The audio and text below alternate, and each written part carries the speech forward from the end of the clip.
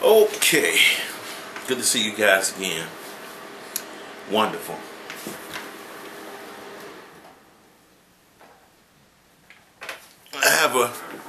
Good to see you guys again. This is wonderful. This is Prophet 6, Mr. Prophet 6. Let's start. Hello everybody, good to see you again. This is Mr. Prophet 6. And I'm here today to talk to you about being a real man. What is a real man anyway? You know, what is a real man? You know, many people would say that being a real man is whatever you think it is. And within those parameters, that might be acceptable. You know, your own personal parameters. But what is a real man as a species? What are some of the basic qualifications to be a real man? Now, I know that it may appear that this is a very subjective discussion, could be anyway, but maybe there is some basic foundations for talking about this subject outside of the subjective realm. Okay? Let's talk about this more objectively. What is a real man? From an objective perspective. Now, look at this. I'm a Christian man, okay? I love God. My whole desire is to be and mirror the character of God, okay? To be a reasonable facsimile of what He would want me to be. That's my idea of what a real man, basic foundation. Now, in order to be a real man, from a Christian perspective, okay? From a Christian perspective, from a person that is a monotheist, okay? From a person that believes in God, a theist perspective. You know, I was asked this question today, you know, and by the way, today is the Sabbath. Happy Sabbath. I want to say that to you. Hope you are having a wonderful Sabbath. I am. Today is Saturday, January the 22nd, 2011. Okay? We are basically, you know, still in the evenings of the Sabbath. Now, I want to throw this out at you. In order to understand what a real man is, it's nothing that you come up with off the top of your head. You know what I mean? And I want to prove to you why. When God created man, it wasn't just something that He came off the top of His head. No, it wasn't. It was a divine plan. So if we are going to have any definition of what a real man is, it has to be in the context of the original divine plan. Outside of that, there is no real man as far as God is concerned.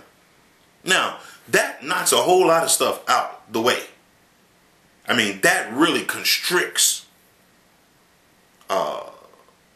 this conduit of manhood versus the culture tremendously.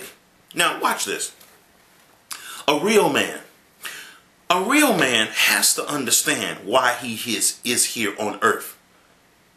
Again, according to the divine parameters and divine perspective, through which that you go through that divine conduit of understanding.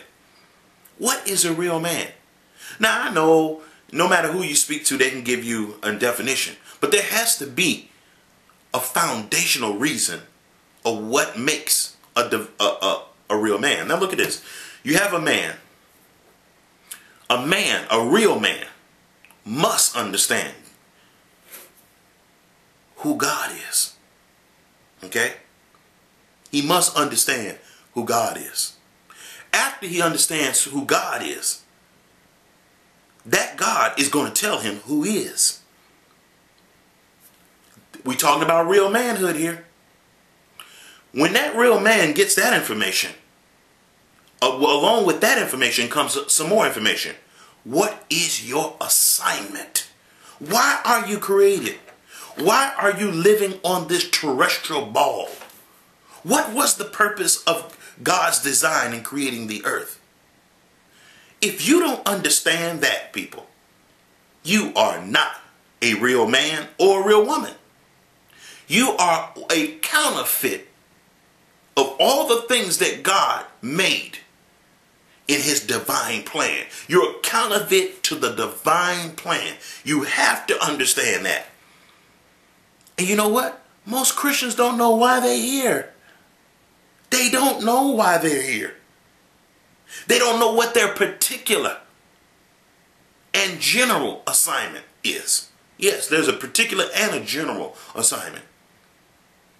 Whatever the particular and general assignment is, it has to tie in with what God's particular and general design for the earth, in creating the earth. Now, when God created the earth and he created human beings, God created human beings on a whole new different order than all the other creation that he ever created in the universe. When God created man, God created a species, a citizenry of human beings that were like him more than any other being on the earth.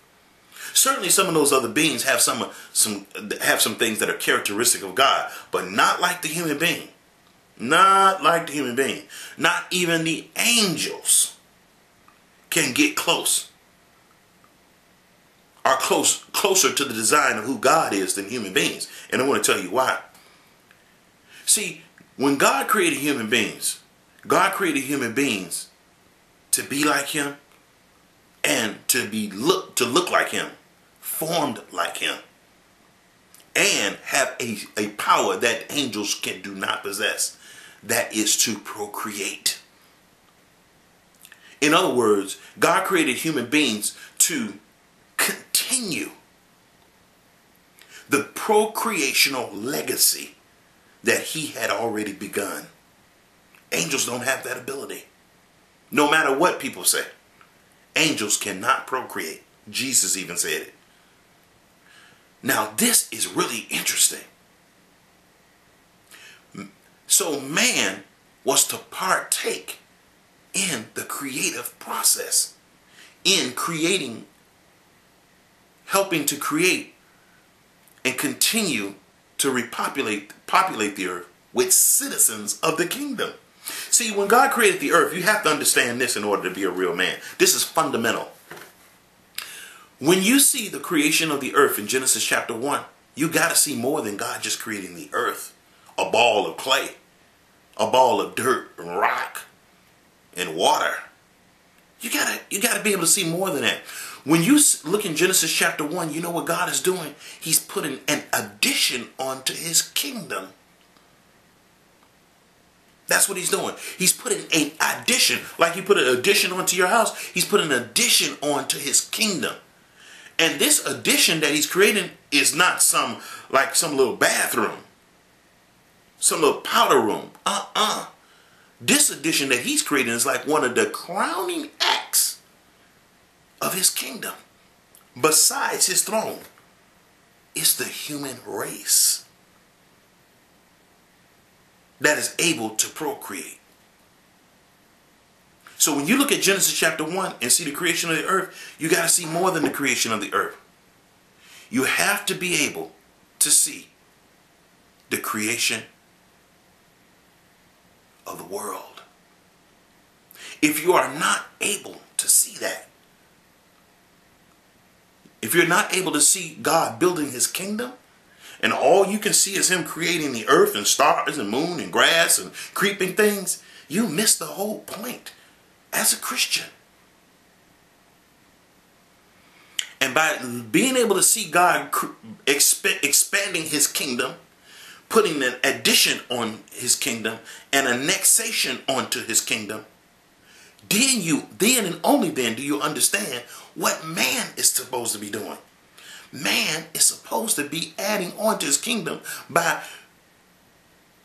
populating the earth and subduing the earth with citizens of the kingdom that's created in the image of God. This, in Genesis chapter 1, verse 25 through 27, is the first place and the first form of evangelism that we see. This is Prophet 6. This is what is a real man? Okay? So take this to heart, and I'm going to see if I can add some more to this. There's a lot of this. That men do not know why they act. Men do not know why they are men. Men do not know why they are men.